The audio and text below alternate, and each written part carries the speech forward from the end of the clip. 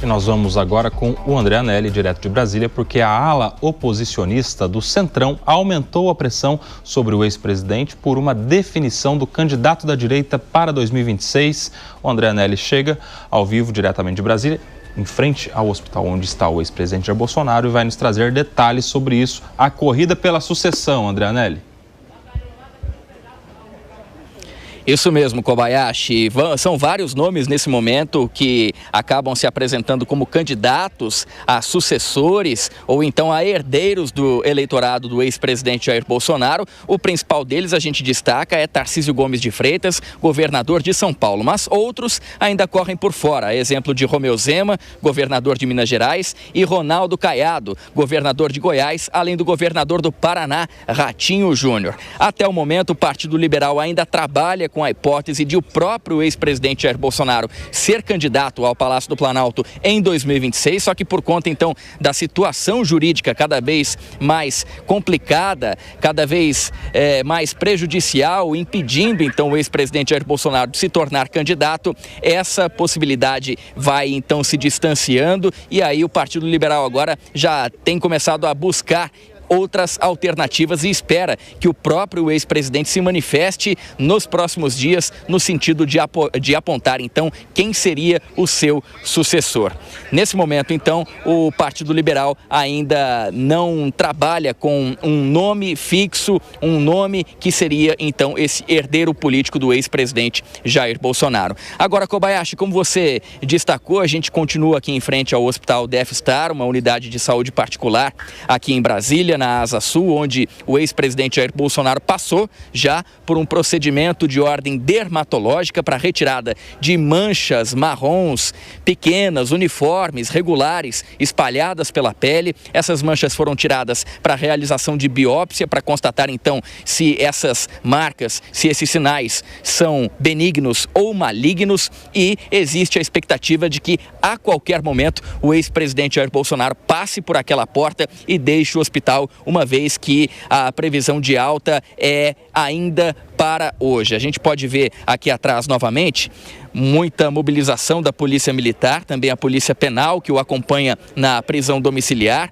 O ex-presidente Jair Bolsonaro continua nessa unidade de saúde. A informação que a gente tem é que o procedimento dele já chegou ao final, então a qualquer momento ele deve passar por aquela porta onde se encontram policiais militares, fazendo até mesmo uma espécie de barreira para que os apoiadores que também se encontram aqui com bandeiras do Brasil, com camisas da seleção brasileira, não tenham tanto acesso assim ao ex-presidente por conta da prisão domiciliar que ele ainda cumpre por determinação do ministro do Supremo Tribunal Federal, Alexandre de Moraes, e que tem todas as restrições no sentido de contato então com a população. Essa visita ao hospital, essa consulta foi autorizada por Alexandre de Moraes a pedido do cirurgião do ex-presidente da República, Cláudio Birolini. Então, essa saída momentânea dele da casa dele, onde ele cumpre prisão domiciliar, foi aceita pelo ministro do Supremo Tribunal Federal, mas assim que terminar o procedimento médico e todos os seus procedimentos que são consequência, então, desse trabalho médico, aí sim o ex-presidente Jair Bolsonaro volta então para casa. Agora há pouco a gente destaca aqui a visita do deputado federal Hélio Lopes.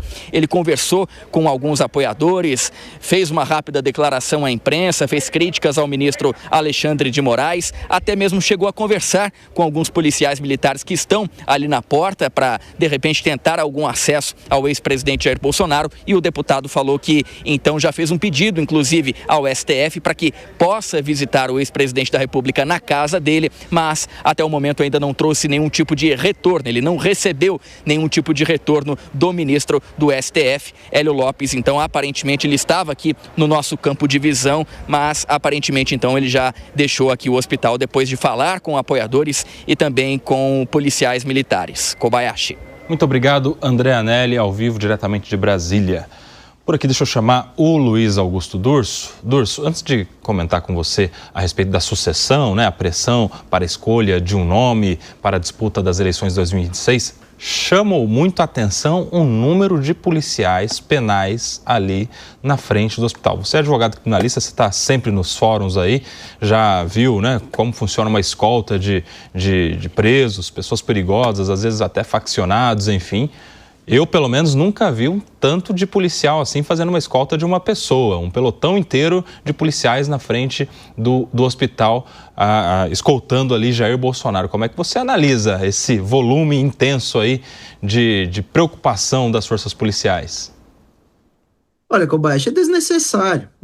Não havia nenhuma informação de uma grande mobilização, né? Muita gente esperando. Você vê pelas imagens na porta do hospital, não tem centenas de milhares de pessoas. Não há o que se falar para se mobilizar tantos agentes. A mesma coisa, aquela medida cautelar de colocar os agentes ali dentro ou nas proximidades da residência, na expectativa em que o Bolsonaro pule o muro. Isso é um exagero, de fato, e não acontece nem para homicidas, nem para sequestradores, não acontece para ninguém no país. Infelizmente, nós vemos esse uso absurdo de determinadas decisões judiciais contra figuras públicas, e isso, infelizmente, também gera uma lição para tribunais inferiores, para instâncias inferiores, e isso faz muito mal para a própria democracia, para o próprio Estado Democrático de Direito, que deveria tratar, pouco importa quem é o réu, dentro dos limites legais e da necessidade. Como não havia nenhuma previsão de risco de fuga, risco do autor, do réu ali, ou de uma mobilização esperando a sua entrada no hospital, não há necessidade de tanta gente. Essa é a primeira questão.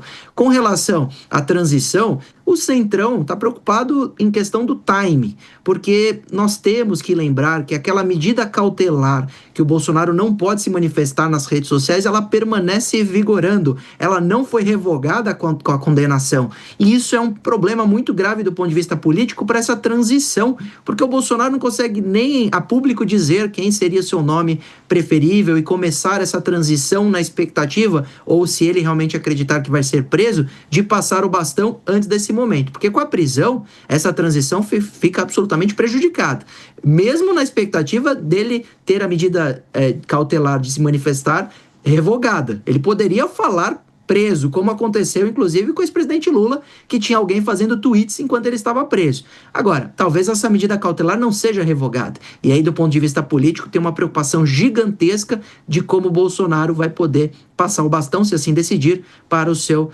sucessor. E aí ele vai precisar, sem dúvida nenhuma, dessa mobilização de redes sociais de seus apoiadores para conseguir dar o recado.